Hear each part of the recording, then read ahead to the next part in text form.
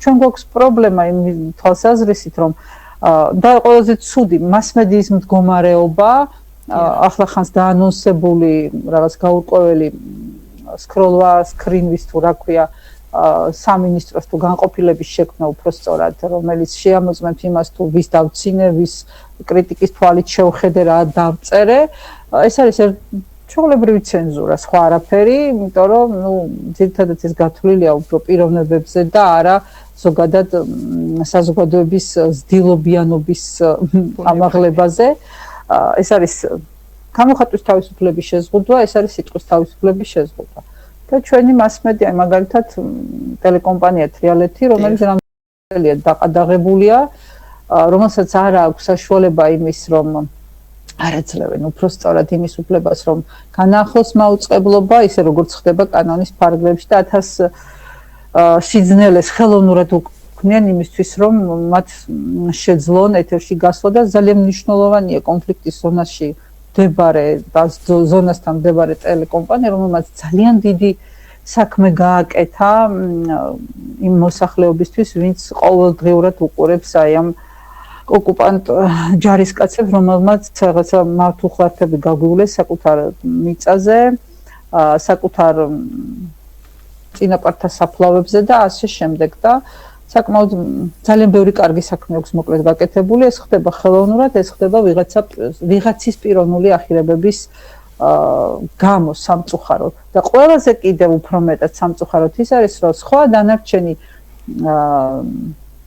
საშუალება მასმედიის ოპოზიციური არ აშუქებს ამას სათანადოდ. მე მაგათად ყოველდღურად მიუძღვნიდი რეპორტაჟს თუ ძალიან ესეთი საპროტესტო თემა შეიძლება ითქვას, იმიტომ რომ არ შეიძლება დაიჩაგდოს ვიღაც იგივე რამის გამო ვიღაცას უფლება მიეცეს აკეთოს ის რაც უნდა. ნუ როგორც ხდება მოკლედ.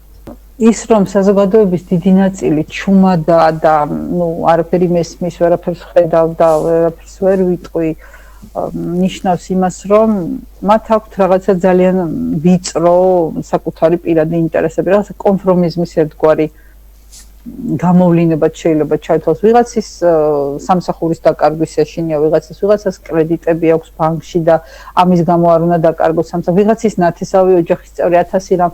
ან არის საზოგადოების ნაწილი, რომელსაც საერთოდ არ აინტერესებს და არ ედარდება ის, რაც ხდება ქვეყანაში. არსებობს ასეთი სამწუხაროდ. იმიტომ რომ ნუ პოლიტიკა არ მაინტერესებს, პოლიტიკამ არავის არ გვაინტერესებს, პოლიტიკა იჭრება ჩვენს ცხოვრებაში და პოლიტიკა ის რაც მართავს პროცესებს, ხო? და ამ ეს პროცესები ჩვენ გვეხება.